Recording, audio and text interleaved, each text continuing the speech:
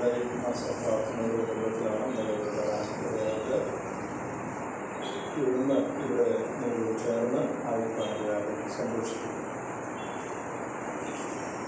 നിങ്ങളുടെ പ്രാർത്ഥനകൾക്ക് നന്ദി പറയുന്നു. അതിന് നല്ല സൗകര്യം പറഞ്ഞപോലെ പഴയ കുടുംബത്തിൽ പോവുകയും ശുശ്രൂഷിക്കുകയും ഞങ്ങളെ ഓർത്ത് പ്രാർത്ഥിക്കുന്നു അറിയിച്ചിട്ട് ഇന്ന് 2 ഭാഗമായിട്ടാണ് പറഞ്ഞ ശുശ്രൂഷ. ഭക്ഷണത്തിന് മുമ്പ് അല്പസമയം, ഭക്ഷണം കഴിഞ്ഞ് അല്പസമയം. അത് തുടർച്ചയായിട്ട് ഉള്ള ഒരു വിഷയം പറയാനാണ് ഞാൻ ആഗ്രഹിക്കുന്നത്. 2 സെഷനായിട്ട് ആ വിഷയത്തിൽ ഒരു തലക്കെട്ട് കൊടുത്താൽ കോൾ ടു സ്പിരിച്വൽ മെച്യൂരിറ്റി, ആത്മീയ പക്വതയ്ക്കായുള്ള ആഹ്വാനം എന്ന് വേണമെങ്കിൽ അതിനെ വിളിക്കാം. ആത്മീയമായി നാം എല്ലാവരും പക്വതയിലേക്ക് ഉയരാനായിട്ടുള്ള ദൈവീകമായ ഒരു ആഹ്വാനം നൽകുന്ന ഒരു ഭാഗം ദൈവത്തിൽ നിന്ന് ചിന്തിക്കാനാണ് ഞാൻ ആഗ്രഹിക്കുന്നത്. കോൾ ടു സ്പിരിച്വൽ മെച്യൂരിറ്റി, ആത്മീയ പക്വതയിലേക്കുള്ള ആഹ്വാനം. നമുക്ക് പത്രോസ് എഴുതിയ 2-ാം ലേഖനം 1-ാം അധ്യായത്തിൻ്റെ ആദ്യത്തെ 11 വാക്യങ്ങൾ വായിക്കാം. 2 പത്രോസ് 1-ാം അധ്യായം ആദ്യത്തെ 11 വാക്യങ്ങൾ. യേശുക്രിസ്തുവിന്റെ ദാസൻ അപ്പോസ്തലനുമായ ശിമോൻ പത്രോസ്, നമ്മുടെ ദൈവത്തിന്റെയും രക്ഷിതാവായ യേശുക്രിസ്തുവിന്റെയും നീതിയ ഞങ്ങൾക്ക് ലഭിച്ചതുപോലെ അതേ വിനയത്തിൽ വിശ്വാസം ലഭിച്ചവർക്ക് എഴുതുന്നത്. ദൈവത്തിന്റെയും നമ്മുടെ കർത്താവായ യേശുവിന്റെയും പരിജ്ഞാനത്തിൽ നിങ്ങൾക്ക് കൃപയും സമാധാനവും വർദ്ധിക്കുമാറാകട്ടെ. തന്നെ മഹത്വത്താനും വീരത്താനും നമ്മെ വിളിച്ചവന്റെ പരിജ്ഞാനത്താൽ അവരുടെ ദിവ്യശക്തി ജീവനും ഭക്തിക്കും വേണ്ടിയതൊക്കെ നമുക്ക് ദാനം ചെയ്തിട്ടുണ്ട്. അവയാൽ അവൻ നമുക്ക് വിലയേറിയ അതിമഹത്വമായ വാക്തത്വങ്ങൾ നൽകിയിരിക്കുന്നു. ഇവയാൽ നിങ്ങൾ ലോകത്തിൽ ലോകത്താലുള്ള നാശം വിട്ടുകൊടുത്ത് ദിവ്യസ്വഭാവത്തിന് കുറ്റാളികളായി തീരുവാൻ ഇടവരില്ല. അത് നിമിത്തം തന്നെ നിങ്ങൾ സകല ഉത്സാഹവും ധരിച്ചു നിങ്ങളുടെ വിശ്വാസത്തോട് വീര്യവും, വീര്യത്തോട് പരിജ്ഞാനവും, പരിജ്ഞാനത്തോട് ഇന്ദ്രിയതയും, ഇന്ദ്രിയതയോട് സ്ഥിരതയും, സ്ഥിരതയോട് ഭക്തിയും, ഭക്തിയോട് സഹോദരപ്രീതിയും, സഹോദരപ്രീതിയോട് സ്നേഹവും കൂട്ടിക്കൊള്ളും. ഇവ നിങ്ങൾക്കുണ്ടായി വർദ്ധിക്കുന്നുവെങ്കിൽ നിങ്ങൾ നമ്മുടെ കർത്താവായ യേശുക്രിസ്തുവിന്റെ പരിജ്ഞാന സംബന്ധിച്ച് ഉത്സാഹമില്ലാത്തവരും നിഷ്ഫലന്മാരും ആയിരിക്കില്ല. അവയില്ലാത്തവരോ മുഴുവൻ അവൻ ക്രിസ്തുമുക്തിയുള്ളവരും തന്റെ മുൻപിലത്തെ പാപങ്ങളുടെ ശുദ്ധീകരണം മറന്നവരും തന്നെ. അതുകൊണ്ട് സഹോദരന്മാരെ, നിങ്ങളുടെ വിളിയും തിരഞ്ഞെടുപ്പും ഉറപ്പാക്കുവാൻ അധികം ശ്രമിക്കും. ഇങ്ങനെ ചെയ്താൽ നിങ്ങൾ ഒരു നാളും ഇടറിപ്പോകാതെ നമ്മുടെ കർത്താവും രക്ഷിതാവുമായ യേശുക്രിസ്തുവിന്റെ നിത്യരാജ്യത്തിലേക്കുള്ള പ്രവേശനം ധാരാളമായി സാധിക്കും. അതെല്ലാവരും വായിച്ചിട്ടുള്ള ഒരു പരിചയമുള്ള വേദഭാഗമാണത്.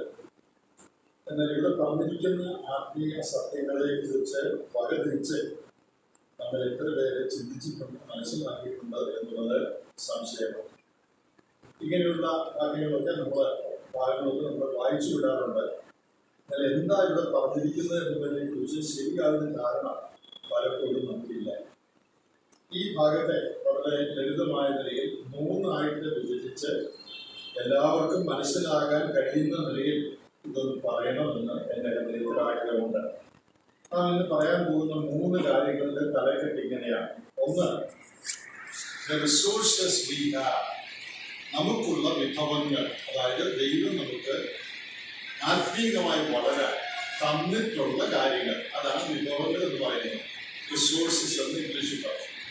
2, അവർ റെസ്പോൺസിബിലിറ്റീസ്, നമ്മുടെ ഉത്തരവാദിത്തങ്ങൾ, ആത്മീയമായി വളരാൻ നമുക്കുള്ള ഉത്തരവാദിത്തം, നമ്മൾ എന്ത് ചെയ്യണം.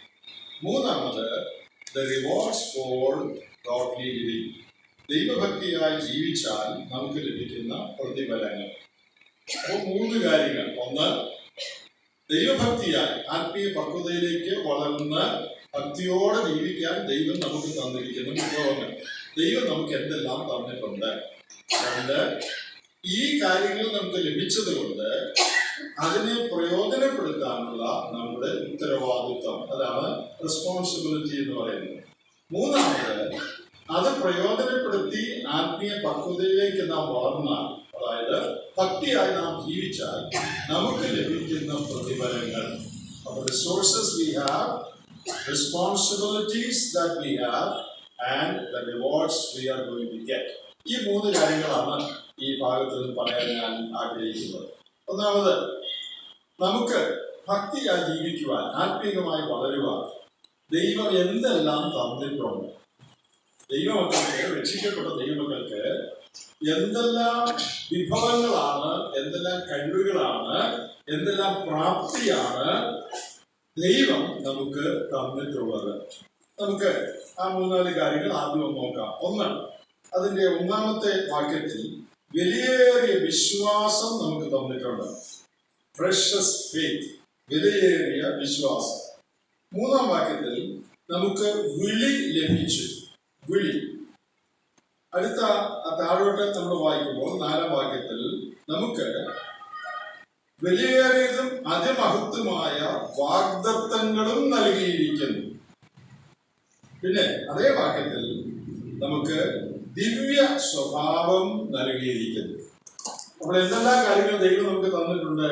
വിശ്വാസം തന്നിട്ടുണ്ട്, പിന്നെ വിളി തന്നിട്ടുണ്ട്, താഴോട്ട് വരുമ്പോൾ വാഗ്ദത്തങ്ങൾ നൽകിയിട്ടുണ്ട്, ദിവ്യ സ്വഭാവം നൽകിയിട്ടുണ്ട്. God has given us faith. Number 2, God has given us call. Number 3, God has given us promises. Number 4, God has given us divine nature. ഈ 4 കാര്യങ്ങൾ ദൈവം നമുക്ക് തന്നിട്ടുണ്ട്. ഈ 4 കാര്യങ്ങൾ നമുക്കുള്ളത് കൊണ്ട് ഭക്തിയായി ജീവിക്കാൻ എല്ലാ വിശ്വാസികൾക്കും സാധിക്കും.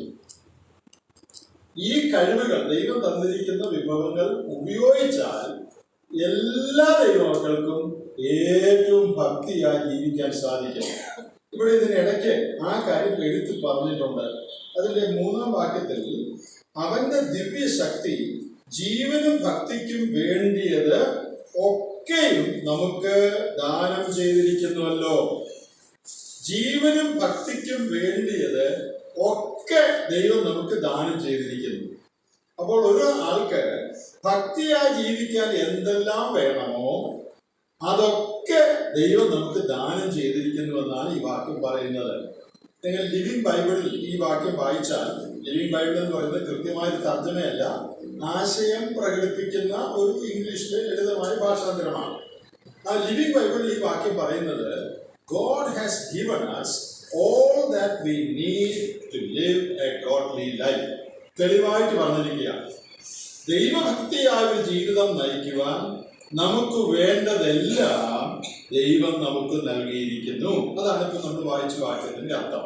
ഒന്നുകൂടി പറയട്ടെ, ദൈവഭക്തിയായി ജീവിക്കാൻ നമുക്ക് വേണ്ടതെല്ലാം ദൈവം നമുക്ക് തന്നിരിക്കുന്നു. അപ്പൊ അതിന്റെ അർത്ഥം എന്താണെന്നറിയാമോ? ദൈവഭക്തിയായിട്ട് ജീവിക്കാതിരിക്കാൻ യാതൊരു ന്യായവും നമുക്കില്ല. നമുക്ക് എന്തെല്ലാം ഒഴുകലുവാ ശരിയായി ജീവിക്കാതിരിക്കുക, അല്ലേ? എൻ്റെ വീട്ടുകാരെങ്ങനെയാ, നാട്ടുകാരെങ്ങനെയാ, എൻ്റെ സമൂഹം എങ്ങനെയാ, എനിക്ക് കാശില്ല, എനിക്ക് കഴിവില്ല, ഇംഗ്ലീഷ് അറിയാൻ പാടില്ല, പഠിച്ചിട്ടില്ല, എനിക്ക് സമയം മുഴുവൻ ശത്രുക്കളാണ്, എന്നെ ചീത്ത പറയുന്നവരാണ്, എന്തെല്ലാം ന്യായമാണ് അവർക്ക്, അല്ലേ? എന്നാൽ വേദപുസ്തകം പറയുന്നത് എന്താണെന്നറിയാമോ? ഒരു വിശ്വാസിക്ക് ദൈവഭക്തിയായി ജീവിക്കാതിരിക്കാൻ ഒരു ന്യായവും ഇല്ല.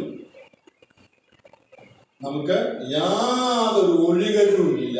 ഇന്ന കാര്യം കൊണ്ടാണ് ഞാൻ ശരിയായി ജീവിക്കാത്തത് എന്ന് പറയാനുള്ള വകുപ്പേ ഇല്ല. നീ എവിടെയായിരുന്നാലും, നിന്റെ അവസ്ഥ എന്തായിരുന്നാലും, ഏത് പരിസ്ഥിതിയിൽ ജീവിക്കുന്നവനായിരുന്നാലും, എത്ര വലിയ പരീക്ഷകളുടെ മധ്യത്തിൽ ജീവിക്കുന്നവനാണെങ്കിലും, പ്രാതികൂല്യങ്ങളുടെ മധ്യത്തിൽ ജീവിക്കുന്നവനാണെങ്കിലും, ദൈവഭക്തിയായി ജീവിക്കാൻ നിനക്ക് എന്തെല്ലാം വേണമോ അതെല്ലാം ദൈവം ദാനം ചെയ്തിട്ടുണ്ട്. അതുകൊണ്ട് നമ്മുടെ എക്സ്ക്യൂസ് എല്ലാം, നമ്മുടെ ഒഴികളുമെല്ലാം ഇതോട് പൊളിഞ്ഞു പോവുകയാണ്. അങ്ങനെ ആശ്വസിച്ചിരുന്ന വല്ലവരും ഉണ്ടെങ്കിൽ ഇന്ന് നിങ്ങളുടെ ആശ്വാസം പോകണം.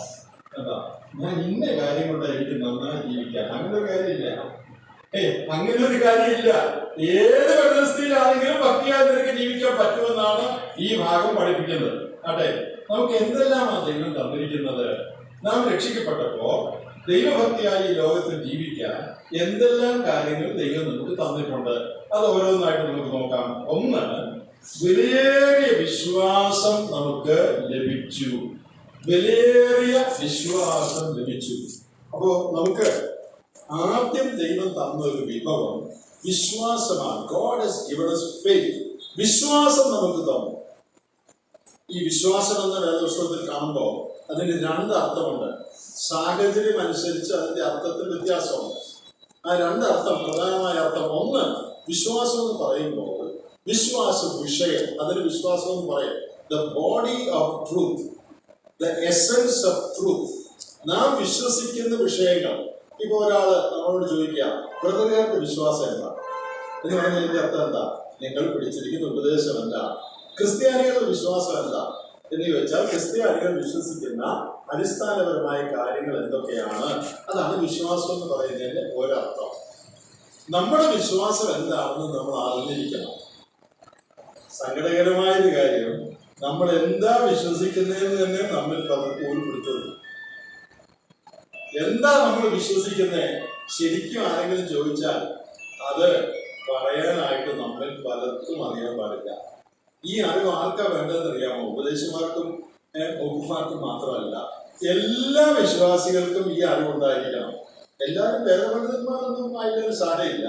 എന്നാൽ അടിസ്ഥാനപരമായി നാം എന്താ വിശ്വസിക്കുന്നത്? ദൈവത്തെക്കുറിച്ച്, രക്ഷയെക്കുറിച്ച്, യേശുക്രിസ്തുവിനെ കുറിച്ച്, വേദപുസ്തകത്തെക്കുറിച്ച്, സഭയെക്കുറിച്ച്, ആത്മീയ ജീവിതത്തെക്കുറിച്ച് നാം എന്താ വിശ്വസിക്കുന്നത് എന്നുള്ള അടിസ്ഥാനപരമായ അറിവ് എല്ലാ വിശ്വാസികൾക്കും ഉണ്ടായിരിക്കണം. സഹോദരിമാർക്കും ഉണ്ടാകണം, സഹോദരന്മാർക്കും ഉണ്ടാകണം, ചെറുപ്പക്കാർക്കും ഉണ്ടാകണം, യുവതീവാക്കന്മാർക്കും ഉണ്ടാകണം. ആ വിശ്വാസം ഉണ്ടാകണമെങ്കിൽ ദൈവവചനം പഠിക്കണം. സഭയിൽ ദൈവവചനം പഠിപ്പിക്കണം. നമ്മൾ തന്നെ ദൈവവചനം വായിക്കുകയും പഠിക്കുകയും ചെയ്യണം. അങ്ങനെ പഠിക്കാതെ ഈ അടിസ്ഥാനപരമായ വിശ്വാസം നമുക്ക് ഉണ്ടാകില്ല. നിങ്ങൾ ഈ സംഭവം കേട്ടിട്ടുണ്ടോ എന്ന് അറിഞ്ഞുകൂടാ. ഒരിക്കൽ രണ്ട് ആളുകൾ തമ്മിൽ കണ്ടുമുട്ടി. രണ്ടുപേരും ക്രിസ്ത്യാനികളാണ്, ക്രിസ്തു മതത്തിൽപ്പെട്ടവരാണ്. അപ്പൊ ഒരാള് മറ്റൊരാളോട് ചോദിച്ചു, നിങ്ങളുടെ വിശ്വാസം എന്താ? അതായത് നിങ്ങളുടെ സഭയുടെ വിശ്വാസം എന്താ എന്ന് ചോദിച്ചു. നിങ്ങളുടെ വിശ്വാസം എന്താ? അപ്പൊ അയാൾ പറഞ്ഞു, ഞങ്ങളുടെ വിശ്വാസം, ഞങ്ങളുടെ സഭ വിശ്വസിക്കുന്നത് ഞാനും വിശ്വസിക്കുന്നു എന്നല്ലോ. സഭ വിശ്വസിക്കുന്നത് ഞാനും വിശ്വസിക്കുന്നു. അപ്പൊ അയാൾ ചോദിച്ചു, താൻ എന്താ വിശ്വസിക്കുന്നത്? അപ്പൊ അയാൾ പറഞ്ഞല്ലോ, മറുപടി പറഞ്ഞല്ലോ, സഭ വിശ്വസിക്കുന്നത് ഞാനും വിശ്വസിക്കുന്നു. അപ്പൊ നിങ്ങളുടെ സഭ എന്താ വിശ്വസിക്കുന്നതെന്ന് ചോദിച്ചു. അപ്പൊ പുള്ളി പറഞ്ഞു, ഞാൻ വിശ്വസിക്കുന്ന സഭയെ വിശ്വസിക്കുന്നു. അപ്പൊ എന്താ വിശ്വസിക്കുന്നത്? സഭ വിശ്വസിക്കുന്നത് ഞാൻ വിശ്വസിക്കുന്നു. അപ്പൊ നിങ്ങളെന്താ വിശ്വസിക്കുന്നത്? സഭ വിശ്വസിക്കുന്നത്. നിങ്ങളുടെ സഭ എന്താ വിശ്വസിക്കുന്നത്? ഞാൻ വിശ്വസിക്കുന്ന സഭയെ വിശ്വസിക്കുന്നത്. അപ്പൊ ഇയാൾ ചോദിച്ചു, എന്താ പറ, നീ എന്താ വിശ്വസിക്കുന്നത്? നിന്റെ സഭ എന്താ വിശ്വസിക്കുന്നത്? അപ്പൊ ഇയാള് പറഞ്ഞു, രണ്ടുപേരും വിശ്വസിക്കുന്ന ഒന്ന് തന്നെയാണ്. ഇതാണ് നമ്മൾ പലരുടെയും മറുപടി. നിങ്ങൾ എന്താ വിശ്വസിക്കുന്നതെന്ന് ചോദിച്ചാൽ ശരിക്കും പറയാൻ നമുക്ക് പലർക്കും അറിയില്ല.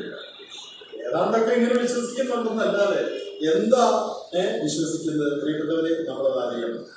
നാം എന്താ വിശ്വസിക്കുന്നതെന്ന് അടിസ്ഥാനപരം വലിയ ആഴത്തിലൊന്നും അറിഞ്ഞില്ലെങ്കിൽ അടിസ്ഥാനപരമായി നമ്മൾ അറിയണം. അത് അറിഞ്ഞുകൂടെങ്കിൽ നമ്മുടെ ആത്മീയ ജീവിതം വളരെ തകരാറിലാവും.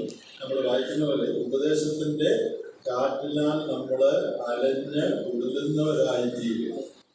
എൻ്റെ അപ്പച്ചൻ ഉണ്ടായിരുന്നപ്പോൾ, അപ്പച്ചനൊരു പ്രസംഗിയായിരുന്നു. അപ്പച്ചൻ്റെ ഒരു പ്രസംഗത്തിൽ പറഞ്ഞ് ഞാൻ കേട്ടിട്ടുണ്ട്. ഒരിടത്ത് ഒരു സഹോദരി, എൻ്റെ അപ്പച്ചനെ പേര് കുര്യൻ എന്നാണ്, ഒരു സഹോദരി അപ്പച്ചനോട് ചോദിക്കുകയാണ്, എൻ്റെ കുര്യച്ച, നമ്മൾ എന്തിനാ ഈ യഹോവസാക്ഷികളൊക്കെ കുറ്റം പറയുന്നത്? അവരും ദൈവമക്കളല്ലേ? ഒരു സഹോദരിയുടെ ചോദ്യം. യഹോവസാക്ഷികൾക്കൊക്കെ എതിരെ നമ്മൾ എന്തിനാ പറയുന്നത്? അവരും ദൈവമക്കളല്ലേ? അപ്പച്ചന പ്രസംഗത്തിൽ പറഞ്ഞു, ഈ സഹോദരിക്ക് വേണ്ടി ഇപ്പൊ ഒരു ബൈബിൾ ക്ലാസ് എടുക്കാൻ എന്നെ കൊണ്ട് പറ്റുമോ? അപ്പൊ പലരുടെയും വിചാരം അവരും ദൈവമക്കളല്ലേ, പിന്നെ നമ്മളെന്തിനാ അവർക്കെതിരെ പറയുന്നത്? ഇല്ലേ? അനിൽസോറൊക്കെ എന്തിനായി പലർക്കും എതിരെയൊക്കെ പറയുന്നത്? അതിന് കാരണമൊന്നും ചുമ്മാ പറയുന്നതല്ല. ഇപ്പോ ചിലരുടെയൊക്കെ ധാരണ ഇത്രയുള്ളൂ, എല്ലാവരും ഒക്കെ ദൈവമക്കളാ, നമ്മളൊന്നും പറയുമൊന്നും വേണ്ട. പ്രിയപ്പെട്ടവരെ, നാം എന്താ വിശ്വസിക്കുന്നത് നമ്മൾ അറിയണം. അത് അറിഞ്ഞില്ലെങ്കിൽ നമ്മൾ തെറ്റിപ്പോകും. തെറ്റായ ഉപദേശങ്ങൾ ചെന്ന് കുടുങ്ങും. ഞാൻ കുറച്ച് നാൾ മുമ്പ് ഒരു സ്ഥലത്ത് ചെന്നപ്പോൾ ഇവിടെ അടുത്തുള്ള എംബറർ ഇമ്മാനുവൽ എന്നൊരു ഗ്രൂപ്പുണ്ട്, നിങ്ങൾക്ക് അറിയാമല്ലോ, നിങ്ങളുടെ നാട്ടിലാണ്. അതിൽ പെട്ടുപോയ ഒരു ബ്രദറുകാരി പെൺകുട്ടി എന്നോട് സംസാരിക്കുന്നു. ഞാൻ ആ സ്ഥലത്ത് ചെന്നപ്പോൾ പെൺകുട്ടിയുടെ അപ്പൻ തന്നെയാണ് കൊണ്ടുവന്നിരിക്കുന്നത്. ഇവിടെ ഇന്ന കൂട്ടത്തിന്റെ സ്വാധീനത്തിലാണ് ബ്രദർ ഒന്ന് സംസാരിക്കുന്നത് പറഞ്ഞു. ഞാൻ സംസാരിക്കാൻ തുടങ്ങിയപ്പോൾ പെട്ടുപോയി എന്ന് പറഞ്ഞാൽ എന്തെല്ലാമാ അവള് പറയുന്നത് ഊരിപ്പിടുത്തും നമുക്ക് കിട്ടിയതാ. ദാനിയേൽ പ്രവചനമോ പ്രവചനത്തിന്റെ നിവൃത്തിയോ ഏതാണ്ടെല്ലാം പറയുക.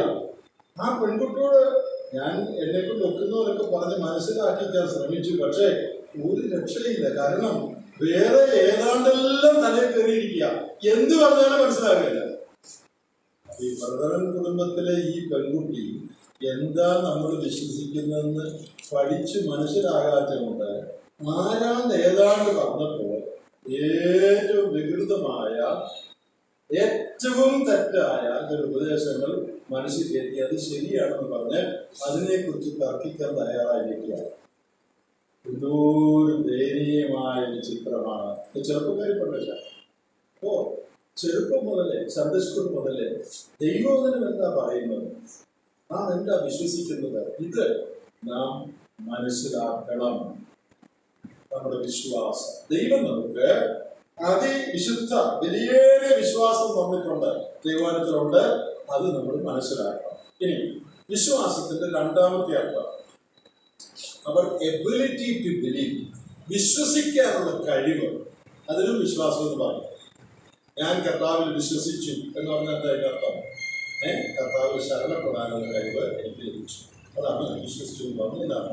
അപ്പൊ ഒന്നാമത്തെ അർത്ഥം ബോഡി ഓഫ് ട്രൂത്ത്, സത്യങ്ങളുടെ സമാഹാരം, ഉപദേശങ്ങളുടെ ആകത്തുക. അത് ഒന്നാമത്തെ അർത്ഥം. രണ്ടാമത്തെ അർത്ഥം ആശ്രയിക്കുവാനുള്ള, ശരണപ്പെടുവാനുള്ള, വിശ്വസിക്കുവാനുള്ള നമ്മുടെ കഴിവ്. ഞാൻ കർത്താവിൽ വിശ്വസിച്ചു എന്ന് പറയുമ്പോൾ, കർത്താവിൽ എൻ്റെ വിശ്വാസം ഞാൻ അർപ്പിച്ചു എന്ന് പറയുമ്പോൾ കർത്താവിൽ ഞാൻ ആശ്രയിച്ചു, ശരണപ്പെട്ടു എന്നാണ് ഇതിൻ്റെ അർത്ഥം. അതും വളരെ പ്രധാനമാണ്. കർത്താവിൽ വിശ്വസിക്കാനുള്ള നമ്മുടെ കാര്യം. ഇനി ഈ ഭാഗം നിങ്ങൾ പഠിച്ചാൽ ഒരു പ്രത്യേക കാര്യം ഇവിടെ നമ്മൾ പെട്ടെന്ന് വായിച്ചാൽ മനസ്സിലാകുകയില്ല. പക്ഷേ ദേവദാസന്മാരൊക്കെ എഴുതിയിരിക്കുന്നത് വായിച്ച് പഠിച്ചാൽ അത് മനസ്സിലാകും. എന്താണെന്നറിയാമോ? വലിയൊരു വിശ്വാസം ലഭിച്ചവർക്ക് എഴുതുന്നത്. ലഭിച്ചു എന്നൊരു വാക്ക് അവിടെ. ലഭിച്ചു എന്ന് പറഞ്ഞാൽ കിട്ടിയെന്ന എല്ലാവർക്കും അറിയാം. ലഭിച്ചു എന്ന് പറഞ്ഞാൽ എന്താ? കിട്ടി. എന്നാൽ ഇവിടെ ലഭിച്ചു എന്ന് പറയുന്നത് ഒരു പ്രത്യേക വാക്കാണ്. പുതിയ നിയമത്തിലാകെ 4 പ്രാവശ്യമേ ഈ വാക്ക്, അതായത് എന്റെ മൂലപദത്തിലെ വാക്ക് ആകെ 4 പ്രാവശ്യമേ പുതിയ നിയമത്തിൽ ഉപയോഗിച്ചിട്ടുള്ളൂ. ലഭിച്ചു എന്നുള്ള വാക്ക് കിട്ടി എന്നുള്ളത് ഒത്തിരി പ്രാവശ്യം കാണും. എന്നാൽ ഇവിടെ ഉപയോഗിച്ചിരിക്കുന്ന ലഭിച്ചു എന്നുള്ള വാക്ക് 4 പ്രാവശ്യമേ ആകെ വേദപുസ്തകത്തിൽ പുതിയ നിയമത്തിൽ ഉപയോഗിച്ചിട്ടുള്ളൂ. 4 പ്രാവശ്യം. ഈ ലഭിച്ചു എന്നുള്ള വാക്ക് ഒരു പ്രത്യേക വാക്കാണ്.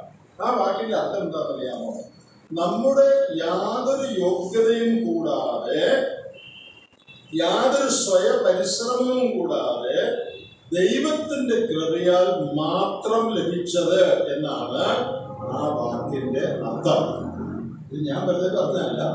നിങ്ങൾ ആ വാക്കൊന്ന് പഠിച്ചു നോക്കണം. ഏറ്റവും എളുപ്പത്തിന് ജോൺ മക്കാർത്തന്റെ സ്റ്റഡി ബൈബിൾ നിങ്ങൾ ആരെങ്കിലും ഉപയോഗിക്കുന്നുണ്ടെങ്കിൽ ഈ വാക്ക്, അതിന്റെ വിശദീകരണം ആ സ്റ്റഡി ബൈബിൾ ഒന്ന് നോക്കണം. ഈ വാക്യം ഒന്ന് നിങ്ങൾ നോക്കണം. ജോൺ മക്കാർത്തർ അവിടെ പറഞ്ഞിരിക്കുന്നത് ഞാൻ വായിക്കാം. This usage obtained not by self-effort, purely by God's grace. ഇവിടെ obtained, കിട്ടി എന്ന് പറയുന്നത് something not obtained by self-effort but purely by grace. ഇത് ജോൺ മക്കാർത്തർ ഈ വാക്കിന് കൊടുക്കുന്ന വിശദീകരണമാണ്. ഇവിടെ ലഭിച്ചു എന്ന് പറയുന്നത് യാതൊരു സ്വയപരിശ്രമവും കൂടാതെ കൃപയാൽ സൗജന്യമായി നമുക്ക് ലഭിച്ചത് എന്നാണ് ഇവിടെ ലഭിച്ചു എന്ന് എഴുതിയിരിക്കുന്ന വാക്കിന്റെ അർത്ഥം. വെറുതെ കിട്ടിയെന്നല്ല, യാതൊരു പരിശ്രമവും നമ്മുടെ ഭാഗത്തൊന്നില്ലാതെ ദൈവത്തിന്റെ കൃപയാൽ നമുക്ക് ലഭിച്ച വിശ്വാസം. ഞാനിത് ഈ പഠിച്ചുകൊണ്ടിരുന്നിട്ട് ഇത് മനസ്സിലാക്കിയപ്പോൾ അതെന്റെ ഹൃദയത്തെ വളരെ സ്പർശിച്ചു. പ്രിയപ്പെട്ടവര്, നമുക്ക് ശരിയായ വിശ്വാസം കിട്ടി. വിശ്വസിക്കാനുള്ള കഴിവ്, കർത്താവിൽ വിശ്വസിക്കുക, ദൈവവചന സത്യങ്ങളിൽ വിശ്വസിക്കുക നമുക്ക് ലഭിച്ച കഴിവ് നമ്മുടെ മിടുക്കുകൊണ്ട് ലഭിച്ചതാണ്. നമ്മുടെ യാതൊരു യോഗ്യത കൊണ്ടും ലഭിച്ച കഴിവല്ല, ദൈവത്തിന്റെ കൃപയാൽ നമുക്ക് വിശ്വസിക്കാൻ ഒത്തു. ദൈവം നമ്മുടെ ഹൃദയക്കണ്ണുകളെ തുറന്നുകൊണ്ട് നമ്മൾ വിശ്വസിച്ചു. അതുകൊണ്ടാണ് നമ്മുടെ പഠിത്തം കൊണ്ടോ അറിവ് കൊണ്ടോ നമ്മുടെ സഭയുടെ പ്രത്യേകത കൊണ്ടോ മതത്തിന്റെ പ്രത്യേകത കൊണ്ടോ ഒന്നും വിശ്വസിച്ചല്ല. ലോകത്തിൽ അനേകം വിശ്വസിക്കുന്നില്ല എന്ന് എനിക്കറിയാം. നമുക്ക് പിന്നെ എങ്ങനെ വിശ്വസിക്കാൻ പറ്റി? നമ്മൾ അവരെയൊക്കെ ബുദ്ധിമാന്മാരായതുകൊണ്ടാണ്, ആണോ? അവരെയൊക്കെ പഠിത്തമുള്ളവരാണ്, അവരെയൊക്കെ മിടുക്കരായതുകൊണ്ടാണ്? ഒന്നുമല്ല. ദൈവത്തിന്റെ കൃപയാണ് നമുക്ക് വിശ്വസിക്കാൻ പറ്റി. നമ്മൾ മുമ്പേ പാട്ടി പറയുന്നുണ്ട്, കൃപയെ കൃപയെ കൃപയെ കൃപയെ കൃപയാ നാം രക്ഷിക്കുന്നത്. ഇതല്ലാതെ നമുക്ക് വേറൊന്നും പറയാനായിട്ടില്ല. ഈ സുവിശേഷം 2000 വർഷം മുമ്പ് യെരുശലേമിൽ ആരംഭിച്ച ആ സുവിശേഷം നമ്മുടെ ദേശത്ത് വരാനാണ്. അതിവിടെ പ്രസംഗിച്ചപ്പോൾ നമ്മുടെ പിതാക്കന്മാർക്ക് അത് വിശ്വസിക്കാനും ഭാഗ്യമുണ്ടായി. അതെങ്ങനെയാണ് അവർ വിശ്വസിച്ചത് എനിക്കറിയാൻ പാടില്ല.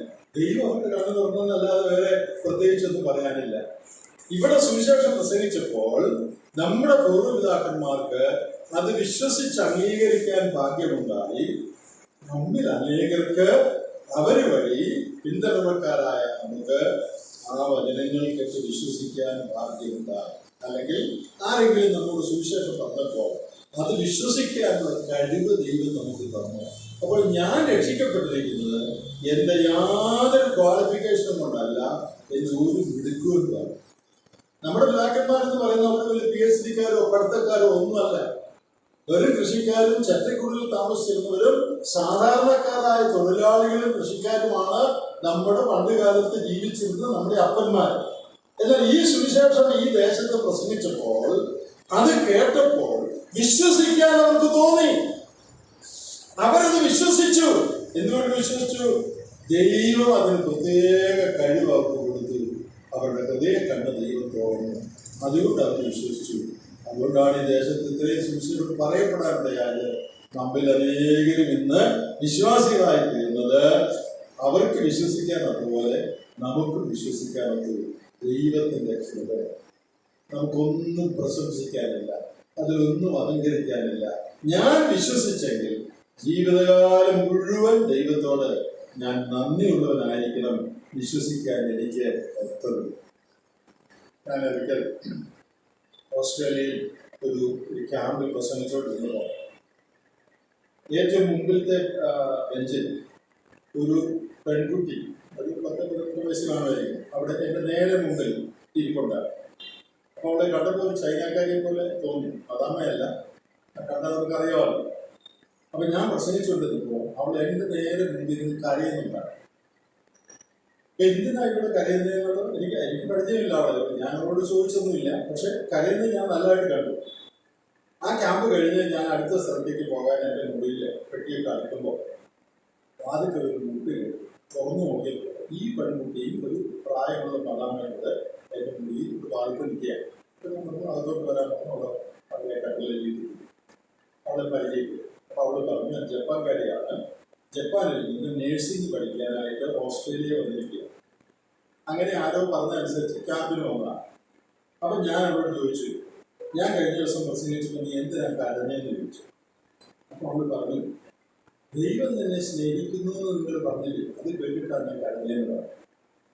അവൾ പറഞ്ഞു, ഞാൻ ഇത്രയും വർഷം ജപ്പാനിൽ ജീവിച്ചിട്ട് 18 വർഷം ജീവിച്ചിട്ട് എന്നെ സ്നേഹിക്കുന്ന ഒരു ദൈവം ഉണ്ടെന്ന് ഞാൻ ഒരിക്കലും കേട്ടിട്ടില്ല. ഞാൻ ആദ്യമായിട്ട് കേൾക്കുകയാണ് ദൈവം എന്നെ സ്നേഹിക്കുന്നത്. ഇത്ര മോശക്കാരിയായ എന്നെ ദൈവം സ്നേഹിക്കുന്നു എന്ന് കേട്ടപ്പോൾ എനിക്ക് സഹിക്കാൻ പറ്റി. അതുകൊണ്ടാണ് ഞാൻ കരഞ്ഞെന്ന് പറഞ്ഞു. ഞാൻ അവരോട് സുവിശേഷം പറഞ്ഞു. അവിടെ എൻ്റെ മുറി വെച്ച് എന്നെ രക്ഷിക്കപ്പെട്ടു. അവിടെ അടുത്തൊരു സഭയിൽ അവൾ സ്നാനപ്പെട്ടു. അവൾ പിന്നെ തിരിച്ച്, ഇത് കുറേ വർഷം മുമ്പാണ്, തിരിച്ച് ജപ്പാനിൽ പോയി കാണുമെന്ന് ഞാൻ വിചാരിക്കുന്നു. എന്നെ അതിശയിപ്പിച്ചൊരു കാര്യം, അവൾ പറയുകയാണ്, ഇത്രയും വർഷം 10-20 വർഷം ജപ്പാനിൽ ജീവിച്ചിട്ട് എന്നെ സ്നേഹിക്കുന്ന ഒരു ദൈവം ഉണ്ടെന്ന് ഞാൻ ഒരിക്കലും കേട്ടിട്ടില്ല. അയ്യോ, നമുക്കത് വിശ്വസിക്കാൻ ഒക്കുമോ? ജപ്പാൻ എന്ന് പറഞ്ഞാൽ നിങ്ങൾക്കറിയാം, സകലവിധമായ അഭിവൃദ്ധിയുടെയും ദേശമാണ്. നമ്മൾ ഓടിക്കുന്ന കാറൊക്കെ അവരുടെയാണ്. നമ്മുടെ കയ്യിലിരിക്കുന്ന ഫോണും നമ്മൾ ഉപയോഗിക്കുന്ന മെഷീനുകളും എല്ലാം അവരുടെയാണ്. ടൊയോട്ട എല്ലാം അവരുടെയാണ്. കവാസാക്കി എല്ലാം അവരുടെയാണ്. ഹോണ്ട എല്ലാം അവരുടെയാ. പക്ഷേ ഒരു കാര്യം ഇതുവരെ കേട്ടിട്ടില്ല. എന്ത് കേട്ടിട്ടില്ല? സ്നേഹിക്കുന്ന ദൈവമുണ്ടെന്ന്. നമ്മളോ? ഇനി നിങ്ങളുടെ കാര്യം എന്ന് പറഞ്ഞു. നിങ്ങൾ കേട്ടിട്ടുണ്ടോ? ദൈവം സ്നേഹം തന്നെ എന്നെഴുതിയ ബോർഡിൻ്റെ കീഴിൽ ജനിച്ചു വീണു അല്ലേ? നമ്മളെവിടെ ജനിച്ചേ? ദൈവം സ്നേഹം തന്നെ വെട്ടയ്ക്കകത്ത് എഴുതിയിരിക്കുന്ന മുറിയിലാണ് ജനിച്ചത്. ഇപ്പോൾ ഒരാൾ നിങ്ങളോട് പറയാം ദൈവം തന്നെ സ്നേഹിക്കുന്നു, നമ്മുടെ പ്രതികരണം എന്താ? അതിനിപ്പോൾ ദൈവം വലിയ കാര്യം, ഇത്ര വലിയ കാര്യം ദൈവം സ്നേഹിക്കും. ഇതാർക്കും അറിയാൻ മേലാത്ത? സൺഡേ സ്കൂളിൽ ആദ്യം പഠിക്കുന്ന വാക്യം ഗോഡ് ഈസ് ലവ്. ഇതാർക്കും അറിയാൻ മേലാത്ത? നമുക്ക് യാതൊരു അത്ഭുതവും ഇല്ല, നമ്മുടെ ഹൃദയത്തിൽ അത് സ്പർശിക്കുന്നുമില്ല, നമുക്ക് വൈകാരികമായി ഒന്നും തോന്നുന്നുമില്ല, നമുക്ക് കരച്ചിൽ വരുന്നുമില്ല. ദൈവം ലോകത്തെ സ്നേഹിച്ചു. അതിനിപ്പോൾ എന്താ? അതിപ്പോൾ എല്ലാവർക്കും അറിയാമല്ലോ. അതാണ് നമ്മുടെ മനോഭാവം അല്ലേ? എന്നാൽ ജപ്പാൻകാർ പറയാണ്, കേട്ടിട്ട് ഞാൻ കരഞ്ഞു പോയി. എന്തിനെന്ന് പറഞ്ഞ് നിങ്ങൾക്ക് മനസ്സിലായോ? ജപ്പാൻകാരിക്ക് കിട്ടാത്ത പദവിയാണ് കേരളത്തിലെ, ഇന്ത്യയിൽ നമുക്ക് ലഭിച്ചത്. ഇത് കൊച്ചുനാളിലെ പോലെ ദൈവം സ്നേഹിക്കുന്നു എന്ന് കേട്ട് വളർന്ന് പിൽക്കാലത്ത് അത് അംഗീകരിക്കാൻ നമുക്കിടയായി. അങ്ങനെയാണ് നമ്മൾ ദൈവമക്കളായത്. പ്രിയപ്പെട്ടവരെ, ഇത് ചെറിയ കാര്യമല്ല. ഷേക്സ്പിയർ പറഞ്ഞിട്ടുണ്ട്, ഫെമിലിയാരിറ്റി ബ്രീഡ്സ് കണ്ടംപ്റ്റ് എന്ന് പറഞ്ഞാൽ അതിപരിചയം വെറുപ്പുളവാക്കുക. ദൈവം സ്നേഹമാണെന്ന് ചെറുപ്പം മുതലേ കേട്ട് ഇപ്പോൾ അതിൻ്റെ മഹത്വം അങ്ങ് പോയല്ലേ. ദൈവം സ്നേഹം ഇതിപ്പോൾ ആർക്കും അറിയാൻ പറ്റില്ല, ഇത് ഇത്ര വലിയ കാര്യമല്ല. അങ്ങനെ ആയിപ്പോയി നമ്മുടെ മനോഭാവം. എന്നാൽ ഇത് ഒരിക്കലും കേൾക്കാത്ത ആൾ ദൈവം സ്നേഹമെന്ന് കേട്ടപ്പോൾ കരയുകയാണ്. എനിക്ക് മനസ്സിലായി ഞാനെന്താ പറഞ്ഞു വരുന്നത്. നമുക്ക് വിശ്വാസം ലഭിച്ചു എന്ന് പറയുന്നത് ഇത് കൊച്ചു കാര്യമാണ്. ദൈവത്തിൻ്റെ കരുണയിൽ നമ്മുടെ ദേശത്ത് ഇതെത്താൻ, ഇത് കേൾക്കാൻ നമുക്കിടയാണ്. ഒരു സംഭവം കൂടെ ഞാൻ പറയട്ടെ. ഞാൻ കുറച്ച് നാൾ മുമ്പ് സൗത്ത് കൊറിയയിലായിരുന്നപ്പോൾ ഞായറാഴ്ച യോഗം കഴിഞ്ഞ് സഭാഹോളിൻ്റെ വെളിയിൽ ഇങ്ങനെ അടുത്ത സ്ഥലത്തോട്ട് പോകാൻ ഇങ്ങനെ നിൽക്കുകയാണ്, വെയിറ്റ് ചെയ്യാം. അപ്പോൾ ആ സഭയിൽ ഒത്തിരി സഹോദരി സഹോദരന്മാർ കുറച്ച് സഞ്ചി, ബാഗും ചാക്കും ഒക്കെ ഒരു വണ്ടിയെ കയറ്റുകയാണ്. ഒരു ട്രക്ക് പോലുള്ള ഒരു വണ്ടിയെ കയറ്റി അവരെങ്ങാണ്ട് പോവുകയാണ്. അപ്പം ഞാൻ അവരോട് ചോദിച്ചു, എല്ലാവരും കൂടെ എങ്ങോട്ടായി പോകുന്നത്? അപ്പോൾ അവർ പറഞ്ഞു, ഇവിടെ അടുത്ത് നോർത്ത് കൊറിയയിൽ നിന്ന്, വടക്കൻ കൊറിയയിൽ നിന്ന് അഭയാർത്ഥികളായി വന്നിരിക്കുന്ന കുറേ ആളുകളുണ്ട്. അവർ നോർത്ത് കൊറിയയിൽ നിന്ന് രക്ഷപ്പെട്ട് വരുന്ന, നീന്തിയോ വേറെ ഏതെങ്കിലും ചൈന വഴി കയറിയൊക്കെ കണ്ടാ വെടിവെച്ച് കൊല്ലും, കണ്ടാ ജീവൻ പോകും, എന്നാൽ രക്ഷപ്പെട്ട് കുറച്ച് പേരൊക്കെ ഇവിടെ എത്തും. അങ്ങനെ എത്തിയ ആളുകൾ അവിടെ ഒരു സ്ഥലത്ത് പാർപ്പിച്ചിട്ടുണ്ട്. സോൾ എന്ന് പറയുന്ന ക്യാപിറ്റലിൻ്റെ അടുത്ത് പാർപ്പിച്ചിട്ടുണ്ട്. അവരുടെ ഇടയ്ക്ക് ലൂതറൻകാർക്കും നമുക്ക് നമ്മുടെ ആളുകൾക്കും ഒരു പ്രവർത്തനമുണ്ട്, സുവിശേഷ പ്രവർത്തനം. അപ്പോൾ അവിടെ ഇടയ്ക്കിടയ്ക്ക് ഇവർ പോകും. ഭക്ഷണവും അവർക്ക് വേണ്ട സാധനങ്ങളൊക്കെ ആയിട്ടാണ്, അതാണ് ഈ ചാക്കും കെട്ടുമൊക്കെ, അതുമായിട്ടാണ് പോകുന്നത്. അപ്പോൾ ആ പോകുന്ന ഒരു സഹോദരൻ എന്നോട് ഒരു കാര്യം പറഞ്ഞപ്പോൾ അതിനിടയ്ക്ക് അതെന്താണെന്നറിയാമോ? ഞങ്ങൾ അവരുടെ അടുത്ത് എന്ന് ആദ്യത്തെ ഒരാഴ്ച സുവിശേഷമൊന്നും പറയാൻ പറ്റുകയല്ല, ദൈവം എന്ന് പറഞ്ഞാൽ എന്താണെന്ന് പറഞ്ഞ് മനസ്സിലാക്കുക, അത് അവർക്ക് അറിയാൻ പാടില്ല. നമുക്കത് ഊഹിക്കാൻ കഴിയുമോ? ദൈവം എന്ന് പറഞ്ഞാൽ എന്തോ സാധനം, എന്താ അത്? നോർത്ത് കൊറിയക്കാരന് ദൈവം എന്ന് പറഞ്ഞാൽ വാ വിളിക്കുക. ദൈവമോ എന്ന് പറഞ്ഞാൽ എന്താ? നമ്മുടെ നാട്ടിലോ ദൈവം എന്ന് പറഞ്ഞാൽ എല്ലാ ആളുകൾക്കും ധാരണയൊക്കെ തെറ്റായിരിക്കും ദൈവത്തെക്കുറിച്ച്. ഇന്ത്യയിൽ നമ്മുടെ ദേശത്ത് ദൈവം എന്ന് പറഞ്ഞാൽ എല്ലാവർക്കും അറിയാം. ദൈവം എന്ന് പറഞ്ഞാൽ എന്താണെന്നറിയാം അല്ലേ? പിന്നെ സുവിശേഷം പറഞ്ഞാൽ മതി. അപ്പം ഈ സൗകര്യം പറയാണ്, ഇവരോട് ആദ്യത്തെ 1-2 ആഴ്ച ദൈവം എന്ന് പറഞ്ഞാൽ എന്താന്ന് പറഞ്ഞ് മനസ്സിലാക്കുക, അത് ആദ്യത്തെ ജോലി. അപ്പൊ ദൈവം എന്ന് പറഞ്ഞാൽ ഒരു ഐഡിയ കിട്ടിയാലല്ലേ പിന്നെ സുവിശേഷം പറയാനൊക്കെ ഉള്ളൂ. ഞാൻ ഓർത്തു, കൊറിയക്കാരുടെ മണ്ടന്മാരാണ്. കൊറിയക്കാർ മണ്ടന്മാരൊന്നുമല്ല. നമ്മൾ ഓടിച്ചുകൊണ്ട് നടക്കുന്ന ഹൈണ്ടായും കിയായും കയ്യിരിക്കുന്ന സംസങ്ങും വീട്ടിൽ വർക്ക് ചെയ്യുന്ന LG വാഷിംഗ് മെഷീൻ, ഇതെല്ലാം ഈ കൊറിയക്കാരൻ്റെ. അറിയാവോ? അതൊക്കെ ഞാൻ പറയുന്നു. അതൊക്കെ കൂടുതലും തെക്കൻ കൊറിയയിലായിരിക്കും. അവന് ദൈവം എന്ന് പറഞ്ഞ പാ വിളിക്കുക. എന്തോ ഈ സാധനം ദൈവം? ഒരു പിടുത്തമില്ലല്ലോ. നമുക്കോ ദൈവം എന്ന് പറഞ്ഞാൽ എല്ലാവർക്കും അറിയാം അല്ലേ? അതെങ്ങനെയാണ് നമുക്കറിയാവുന്നത്? കൊറിയക്കാരനൊക്കെ പഠിത്തമുള്ളതുകൊണ്ടാണ്. നമുക്ക് എങ്ങനെ മനസ്സിലായി? ദൈവം എന്ന് പറഞ്ഞാൽ നമുക്കറിയാം. എങ്ങനെ അറിയാം? നമുക്ക് കൂടുതൽ വിദ്യാഭ്യാസം ഉള്ളതുകൊണ്ടാണ്, നമുക്ക് കൂടുതൽ ബുദ്ധി ഉള്ളതുകൊണ്ടാണ്. ഒറ്റ കാരണമേ ഉള്ളൂ, ഇത് മനസ്സിലാക്കാൻ ദൈവം നമുക്ക് കഴിവ് തന്നു. ഒരു കാരണം എൻ്റെ സൗരസ്വന്മാരെ നമുക്ക് ലഭിച്ച വിശ്വാസത്തിനാൽ നാം എന്തുമാത്രം ദൈവത്തോട് നന്ദിയുള്ളവരായി. എത്ര നന്ദി പറഞ്ഞാൽ മതിയാകും.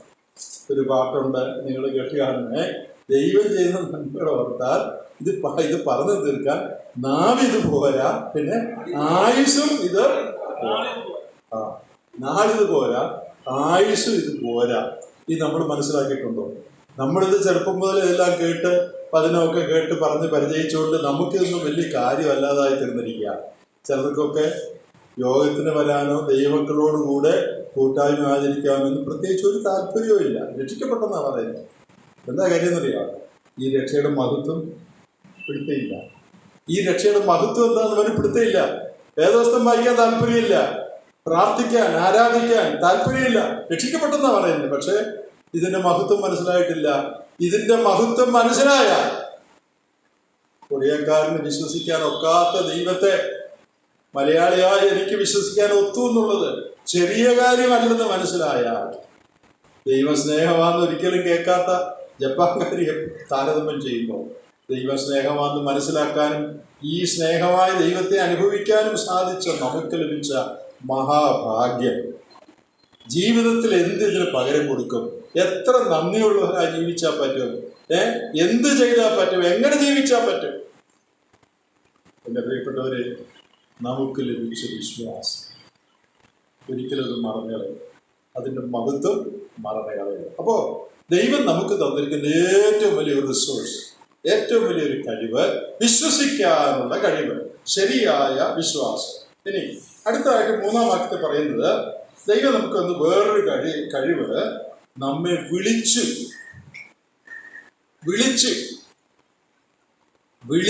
പുതിയ നിയമത്തിൽ ഒത്തിരി പ്രാവശ്യം പറഞ്ഞിട്ടുണ്ട്. വിളി അല്ലെ? അന്ധകാരത്തിൽ നിന്ന് അത്ഭുത പ്രകാശത്തിലേക്ക് വിളിച്ചു. സ്വർഗീയ വിളിക്ക് ഓഹരിക്കാരായുള്ളവരെ കൊരിന്ത്യലേഖനത്തിൽ പറഞ്ഞിട്ടുണ്ട്. തൻ്റെ പുത്രനും നമ്മുടെ രക്ഷിതാവുമായ യേശു ക്രിസ്തുവിന്റെ കൂട്ടായ്മയിലേക്ക് നമ്മെ വിളിച്ചു. തെസ്സലോനിക്ക ലേഖനത്തിൽ പറഞ്ഞിട്ടുണ്ട്, അവന്റെ മഹത്വം പ്രാപിപ്പാനല്ലോ സുവിശേഷത്താൽ നമ്മെ വിളിച്ചത്. നമ്മൾ രക്ഷിക്കപ്പെട്ടത് എന്തുകൊണ്ടാണെന്ന് അറിയാമോ? ദൈവം നമ്മെ വിളിച്ചുകൊണ്ടാണ്. അല്ലേ നമ്മൾ രക്ഷിക്കപ്പെടത്തില്ല. ദൈവത്തിന്റെ വിളി കേൾക്കാൻ നമുക്ക് ഭാഗ്യമുണ്ടാകും. ഇബ്രാഹിം കർത്താവ് പറയുമ്പോൾ സ്വർഗീയ വിളി എന്ന വിളിയെ വിളിക്കുന്നത്. എന്താ സ്വർഗീയ വിളി എന്ന് പറഞ്ഞാൽ? സ്വർഗീയ വിളി എന്ന് പറഞ്ഞാൽ സ്വർഗത്തിൽ നിന്നുള്ള വിളി എന്ന് അർത്ഥമുണ്ട്, പിന്നെ സ്വർഗത്തിലേക്ക് ചെല്ലാനുള്ള വിളി എന്ന് അർത്ഥമുണ്ട്. നമ്മൾ പാടുന്ന യേശു മഹോന്നതനെ നിനക്ക് എന്ന് പറയുന്ന ആ പാട്ടിൽ, എനിക്കെല്ലാം അറിയാനുള്ള പാട്ട്, എനിക്ക് വളരെ സന്തോഷം തോന്നുന്നൊരു വരിയുണ്ട്.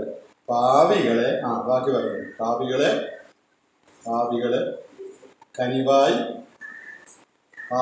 കനിവായി വിളിച്ചു. യേശു മഹോന്നതനെ നിനക്ക് സ്തോത്രമുണ്ടാകെ എന്നേക്കും ആമേൻ എന്നുള്ള പാട്ടിൽ ഒരു വരിക. പാപികളെ കനിവായി വിളിച്ചു. ഞാൻ നീതിമാന്മാരെയല്ല, പാപികളെ അത്ര മാനസാന്തരത്തിന് വിളിപ്പാൻ വന്നത്. ആ വിളി കേൾക്കാനിടയായി. നമുക്ക് ആ വിളി ലഭിച്ചു. സ്വർഗത്തിൽ നിന്നുള്ള വിളി ലഭിച്ചു. തേജസ് പ്രാപിക്കാനുള്ള വിളി ലഭിച്ചു. അന്ധകാരത്തിൽ നിന്ന് അത്ഭുത പ്രകാശത്തിലേക്കുള്ള വിളി ലഭിച്ചു. അതുകൊണ്ടാണ് നമ്മൾ ദൈവമക്കളാക്കിയത്. ഇത് ചെറിയ കാര്യമാണോ? ഈ വിളി കിട്ടിയത് ചെറിയ കാര്യമാണോ? എത്രയോ പേർക്ക് വിളിയെക്കുറിച്ച് ഒന്നും ഒരു പിടുത്തവുമില്ല. നമുക്ക് ഈ വിളി ലഭിച്ചു. ഇനി മൂന്നാമത് താഴോട്ട് വരുമ്പോൾ 4-ാം വാക്യത്തിൽ വിലയേറിയതും അതിമഹത്വമായ വാഗ്ദത്തങ്ങളും നൽകിയിരിക്കുന്നു. അടുത്തത് പ്രോമിസസ്, വാഗ്ദത്തങ്ങൾ ദൈവം നമുക്ക് തന്നിട്ടുണ്ട്. ക്രിസ്തീയ ജീവിതത്തിൽ നാം തളരാതെ, മടുക്കാതെ, പേടിക്കാതെ, ഭയപ്പെടാതെ, ആകുലപ്പെടാതെ ധൈര്യത്തോടെ മുന്നോട്ട് ചുവടുകൾ വെക്കാൻ ദൈവം അനേക വാഗ്ദത്തങ്ങൾ നമുക്ക് തന്നിട്ടുണ്ട്. വേദപുസ്തകം മുഴുവൻ വാഗ്ദത്തം. ദൈവം ചെയ്യാം എന്ന് പറഞ്ഞിരിക്കുന്ന കാര്യങ്ങളാണ് വാഗ്ദത്തങ്ങൾ.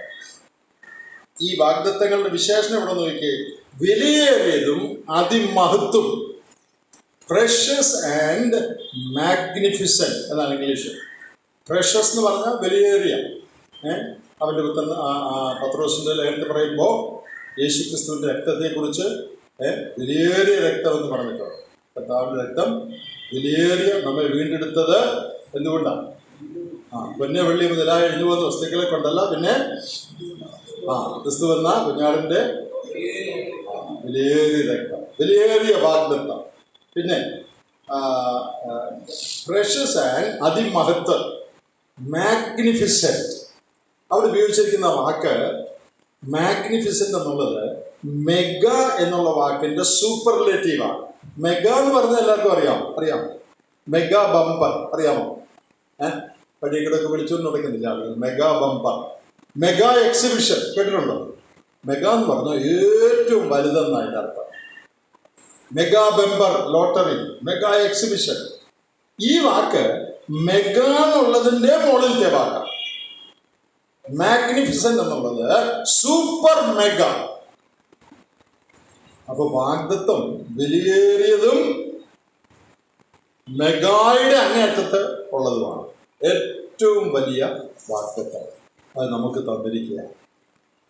ഭക്തിയായി ജീവിക്കാൻ എന്തെല്ലാം വേണം? എനിക്ക് പല കഷ്ടവും പ്രയാസവും ബുദ്ധിമുട്ടും ഒക്കെ, അതുകൊണ്ട് ഭക്തിയായി ജീവിക്കാനൊക്കെ അല്ല എന്ന് ആരും പറയല്ല. കാരണം വാഗ്ദത്തം കിടക്കുക, ഞാൻ നിന്നെ ഒരു നാൾ കൈവിടുകയില്ല, ഉപേക്ഷിക്കുകയില്ല. ആ വാഗ്ദത്തം ഉള്ളപ്പോൾ പിന്നെ എനിക്ക് ബുദ്ധിമുട്ടാന്ന് എങ്ങനെയാ പറയുന്നത്? മുമ്പേ അവരുടെ രാജ്യനീതി അന്വേഷിപ്പാൻ അതോടുകൂടി ഇതൊക്കെ നിങ്ങൾക്ക് കിട്ടും. നിന്റെ ഭാരം യഹോവയുടെ മേൽ വെച്ചു കൊടുക്കുക, അവൻ നിന്നെ പുലർത്തും. നീതിമാൻ കുലുങ്ങിപ്പോകുവാൻ അവൻ ഒരു നാളും സമ്മതിക്കയില്ല. അവൻ നിങ്ങൾക്കായി കരുതുന്നതാകിയാൽ നിങ്ങളുടെ സകല ചിന്താകുലവും അവന്റെ മേൽ ഇട്ടുകൊള്ളുകയും. കഷ്ടകാലത്തന്നെ വിളിച്ചപേക്ഷിക്കുക, ഞാൻ നിന്നെ രക്ഷിക്കുകയും വിടുവിക്കുകയും നീ എന്നെ മഹത്വപ്പെടുത്തുകയും ചെയ്യും. നിന്റെ വഴി യഹോവയെ വരവേൽപ്പിക്കുക, അവനിൽ തന്നെ ആശ്രയിക്കുക, അവനെ നിർവഹിക്കും. പൂർണ്ണ ഹൃദയത്തോടെ യഹോവയിൽ ആശ്രയിക്കുക, സ്വന്തം വിവേകത്തിൽ ഊന്നരുത്, അവൻ നിന്റെ പാതകളെ നേരെയാക്കും. എല്ലാം വാഗ്ദത്വമാണ്. ഇത്രയും വാഗ്ദത്വം ഉള്ളപ്പോഴാണ് പറയുന്നത് എനിക്ക് ഒക്കുകയായിരുന്നു ആണ് എൻ്റെ കൃപ നിനക്ക് മതി.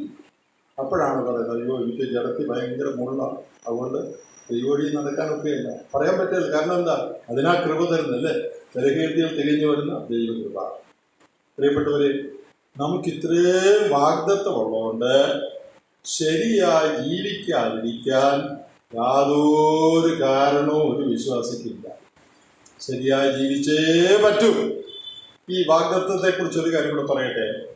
ഈ വാഗ്ദത്തങ്ങൾ വിശ്വസിക്കണമെങ്കിൽ ഒരാൾക്ക് ഒരു വാക്ക് പറഞ്ഞാൽ രണ്ട് കാര്യങ്ങൾ വേണം. ഒന്ന്, ഇപ്പം ഞാൻ നിങ്ങളോട് പറയാണ്, നാളെ ഇന്ന കാര്യം എനിക്ക് ചെയ്തു തരാമെങ്കിൽ ഞാൻ 10,000 രൂപ തരാം എന്ന് പറയാൻ വിചാരിക്കാം.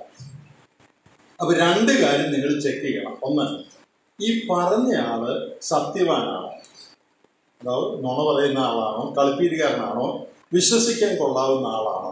ആര് നമ്മളോടൊരു വാഗ്ദത്തം തന്നാലും വാക്ക് പറഞ്ഞാൽ നമ്മൾ ചിന്തിക്കണം, ഈ പറയുന്ന ആള് നേരുടെ ആളാണോ? ഇയാളുടെ ട്രാക്ക് റെക്കോർഡ് കഴിഞ്ഞ കാലം എങ്ങനെയുണ്ട്? ഇയാൾ കളിപ്പീരുകാരനാണോ? അതാ ഒന്നാമത്തെ കാര്യം. അയാളുടെ സ്വഭാവം, ഹിസ് ക്യാരക്ടർ. വാക്ക് പറയുന്ന ആളുടെ ക്യാരക്ടർ ആദ്യം ചെക്ക് ചെയ്യണം. ഞാൻ ഇന്ന് തരാമെന്ന ഒരാൾ പറഞ്ഞാൽ ഇയാൾ സ്വഭാവം നല്ലതാണോ, ഇയാൾ പറഞ്ഞ പോലെ ചെയ്യുന്ന ആളാണോ, ക്യാരക്ടർ, അതോ കള്ളം പറയുന്ന ആളാണോ. ഇനി രണ്ടാമത് കപ്പാസിറ്റി, കഴിവ്. ഞാൻ പറയുകയാണ് ഇപ്പോൾ 10,000 രൂപ തരാം. അപ്പം നിങ്ങൾ ചിന്തിക്കണം, ഇയാൾക്ക് 10,000 രൂപ തരാനുള്ള ആസ്തി ഉണ്ടോ? പുള്ളിയുടെ 10,000 രൂപ ഉള്ളയാളാണോ, അതോ പുള്ളി തന്നെ പാപ്പരാണോ, എന്നിട്ട് എനിക്ക് 10,000 രൂപ തരാമെന്ന് പറയുകയാണോ? രണ്ട് കാര്യം ചെക്ക് ചെയ്യണം. എന്തൊക്കെ? Character and capacity. ആളുടെ സ്വഭാവവും ചെക്ക് ചെയ്യണം, പിന്നെ കഴിവും ചെക്ക് ചെയ്യണം. ഇത് രണ്ടും ഓക്കെ ആണെങ്കിൽ അയാൾ പറഞ്ഞ് വിശ്വസിക്കാം. ഇയാള് എനിക്കറിയാവുന്ന ആളാണ്, വളരെ നല്ലയാള്, പോസ്റ്റ് പറയുന്ന ആളല്ല, പിന്നെ ഇയാൾ വലിയ കാശ് കിട്ടുന്ന, പുള്ളി 10,000 അല്ല 50,000 വേണം തരാൻ കഴിവുള്ളയാളാണ് ആണെങ്കിൽ ഈ രണ്ട് കാര്യമുണ്ട്, വിശ്വസിക്കാം. പിന്നെ ദൈവത്തിൻ്റെ കാര്യം എടുത്തേ. ദൈവത്തിൻ്റെ സ്വഭാവം എങ്ങനെയുണ്ട്? നല്ലതാണോ അതോ എങ്ങനെയാണ്? ഇടയ്ക്കിടയ്ക്ക് കള്ളം പറയുന്നവനാണോ? ആണോ? എബ്രായനായിട്ട് പറഞ്ഞിട്ടുണ്ട്, പോഷ്ക്ക് പറയാൻ കഴിയാത്ത ദൈവം, ഗോഡ് ഹു കാനോട്ട് ലൈ. ദൈവത്തിനൊക്കാത്തൊരു കാര്യമുണ്ട്. വേറെ ചില കാര്യങ്ങളൊക്കെ ഉണ്ട്, അതെന്താണെന്നറിയാമോ? കള്ളം പറയാൻ ഒക്കുകയല്ല. ഗോഡ് ഹു കാനോട്ട് ലൈ. ദൈവം നോണ പറയത്തില്ല. അപ്പൊ വിശ്വസിക്കാം ആള്, ചുമ്മാ പറയുന്നുണ്ട്. പിന്നെ കപ്പാസിറ്റി ഉണ്ടോ? ഈ പറയുന്നതെന്ന് നടത്തിത്തരാനുള്ള കഴിവുണ്ടോ? എൻ്റെ കാര്യം നിവർത്തിക്കാൻ, എൻ്റെ പെണ്ണിനെ കെട്ടിക്കാൻ സഹായിക്കാനുള്ള കഴിവ് ദൈവത്തിനുണ്ടോ? എനിക്ക് ജോലി തരാനുള്ള കഴിവ് ദൈവത്തിനുണ്ടോ? എൻ്റെ രോഗം മാറ്റാനുള്ള കഴിവ് ദൈവത്തിനുണ്ടോ? ഈ പറയുന്നത് നിവർത്തിക്കാനുള്ള പ്രാപ്തി ദൈവത്തിനുണ്ടോ? നമ്മുടെ ദൈവം ഈസ് ഓൾ മൈറ്റി, സർവശക്തനാണ്. അവന് കഴിയാത്ത വല്ല കാര്യവും ഉണ്ടോ?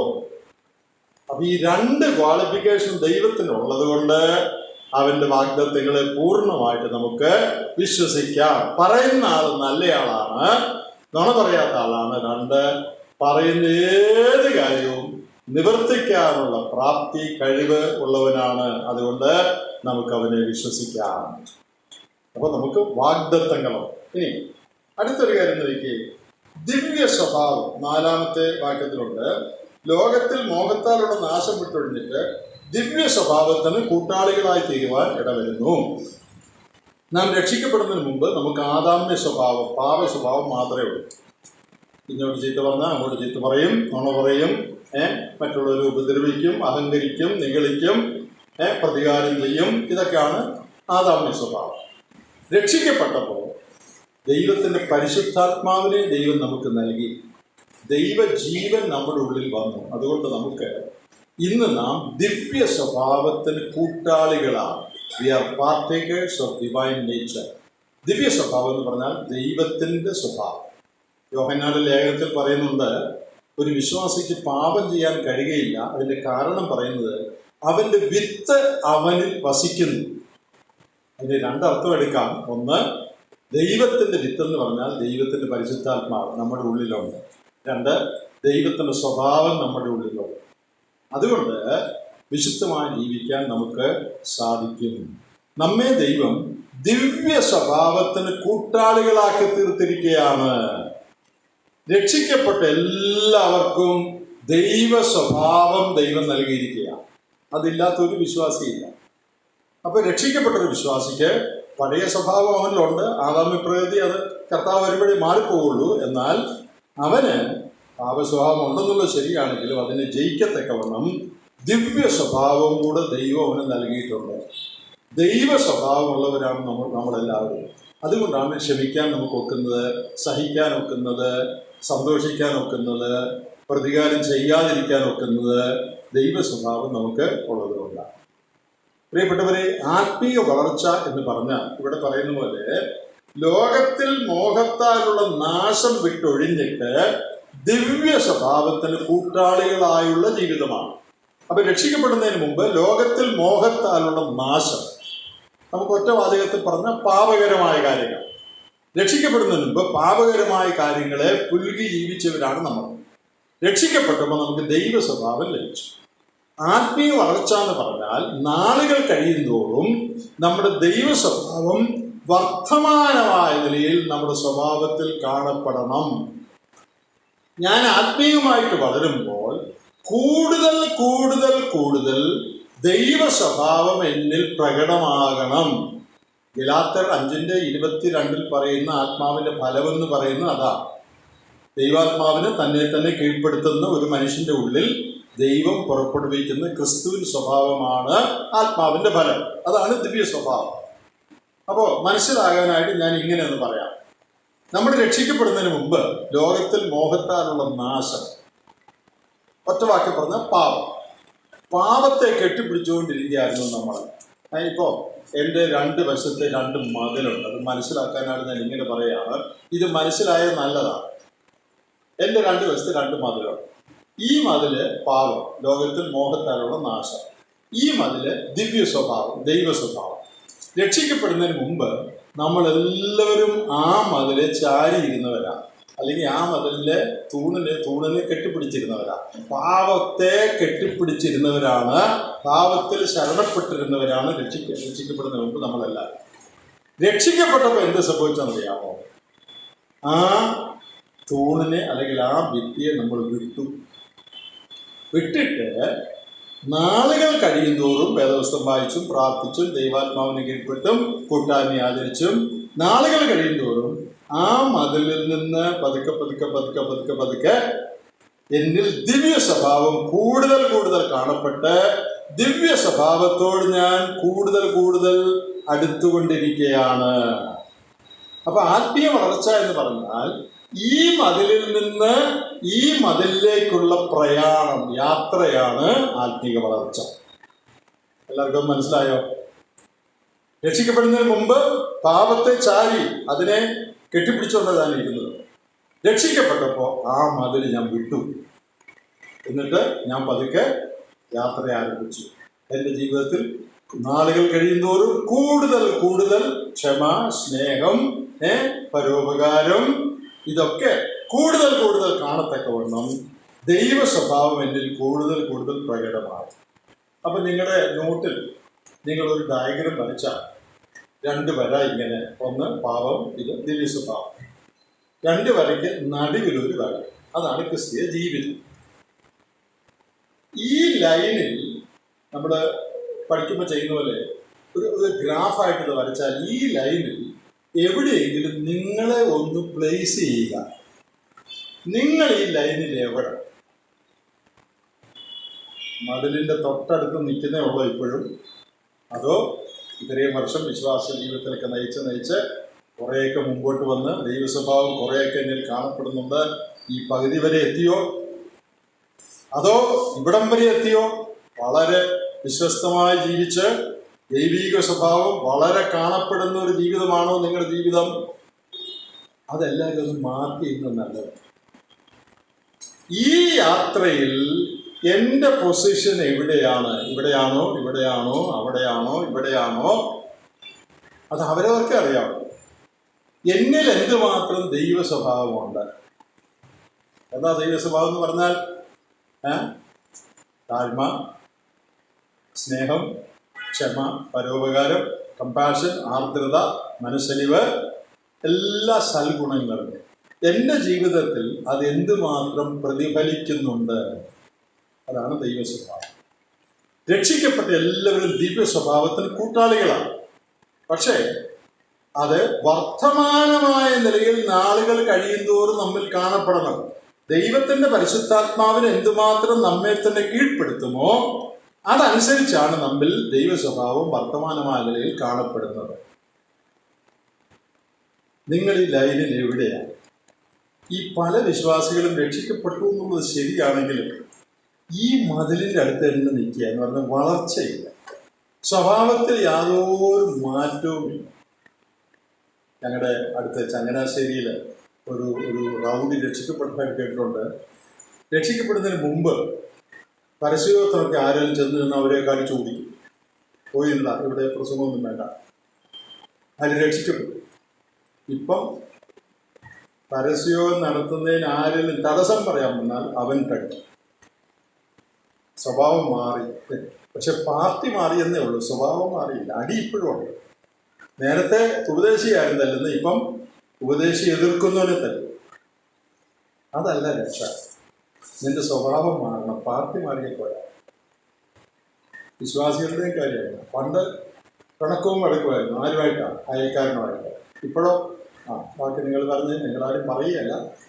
ഇപ്പം അയൽക്കാരനായിട്ടൊന്നും വഴക്കില്ല. ഇപ്പം ആരുമായിട്ടാണ്?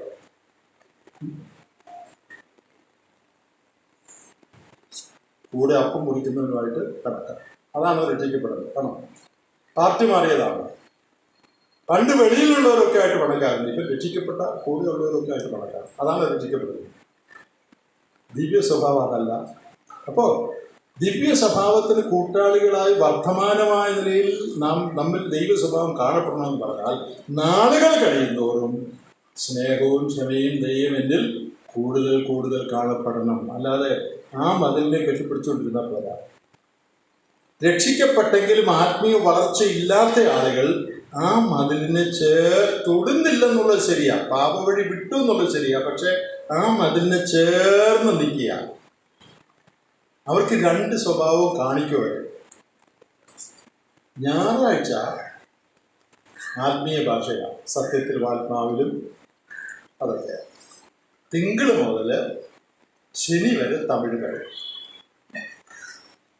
നിങ്ങൾക്കറിയാമല്ലോ, ഈ ബോർഡറിൽ താമസിക്കുന്നവരെ കുമളി, കന്യാകുമാരി, പാലക്കാട് അവിടെയൊക്കെ താമസിക്കുന്നത് 2 ഭാഷ പറയും. മലയാളവും പറയും, തമിഴും പറയും.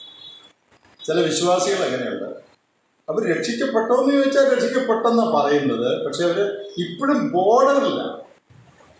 ആവശ്യം വരുമ്പോൾ വേറെ ഭാഷ പറയും. അല്ലാത്തപ്പം ചത്ത നായായിരുന്നെന്നും മെഫിബോശത്തായിരുന്നെന്നൊക്കെ പറയും. ലാസറിനെ പന്തിക്കിരുന്നെന്നൊക്കെ ഞായറാഴ്ച പറയും. തിങ്കളാഴ്ച മുതൽ വേറെ ഭാഷ പറയും. നമ്മൾ അങ്ങനെ അത് പറയില്ല. ആ മതിലിനെ വിട്ടവരാണ് നമ്മൾ. വിട്ടെങ്കിൽ ആ മതിലിൻ്റെ അടുത്ത് ചുറ്റിപ്പറ്റി നിൽക്കരുത്. പാപ വഴി നാം വിട്ടവരാണെങ്കിൽ അതിനെ ചുറ്റിപ്പറ്റി നിൽക്കരുത്. നീ അതിൽ നിന്ന് വർത്തമാനമായ നിലയിൽ ദിവ്യ സ്വഭാവം കൂടുതൽ കൂടുതൽ പ്രകടമായ നിലയിൽ ജീവിക്കണം. അപ്പോൾ നമ്മൾ എന്താ ചിന്തിച്ച്? ഒരു വിശ്വാസിക്ക് ഭക്തിയായി ജീവിക്കുവാൻ ദൈവം നൽകിയിരിക്കുന്ന 4 വിഭവങ്ങൾ. 1 വിശ്വാസം, പിന്നെ നമുക്ക് വിളി ലഭിച്ചു. 4 വാഗ്ദത്തം ലഭിച്ചു. 4 ദിവ്യ സ്വഭാവം ലഭിച്ചു. ഇത് ആരുടെ കാര്യമാണ്? എല്ലാ വിശ്വാസികളുടെയും കാര്യം, അല്ലാതെ ഉപദേശികളുടെ കാര്യമല്ല. ഇതെല്ലാവർക്കും ദൈവം നൽകിയിട്ടുണ്ട്. അതുകൊണ്ട് എല്ലാവരും ജീവനും ഭക്തിക്കുമുള്ള എല്ലാം ലഭിച്ചിരിക്കുന്നുണ്ട്. എല്ലാവരും ഭക്തിയായി ജീവിക്കണം. എൻ്റെ സഹോദരന്മാരെ, ഭക്തിയായി ജീവിക്കാതിരിക്കാൻ ഓരോഴികളും ഒരു വിശ്വാസിക്കുമില്ല, എനിക്കുമില്ല, നിങ്ങൾക്കുമില്ല. നമ്മുടെ ജീവിതത്തിൽ വരുന്ന ദിവസങ്ങളിൽ കൂടുതൽ കൂടുതൽ ആത്മീയ പക്വതയിലേക്ക് വളർന്ന് നമുക്ക് ജീവിക്കാം. കാരണം അതിന് വേണ്ടതെല്ലാം ദൈവം നമുക്ക് തന്നിട്ടുണ്ട്. നമ്മുടെ ഉത്തരവാദിത്വ വലുതാണ്. ബാക്കിയുള്ള 2 കാര്യങ്ങൾ ദൈവം വെച്ചാൽ നമുക്ക് അടുത്ത സെഷനിൽ ചിന്തിക്കാം. ദൈവം നമ്മെ സഹായിക്കും.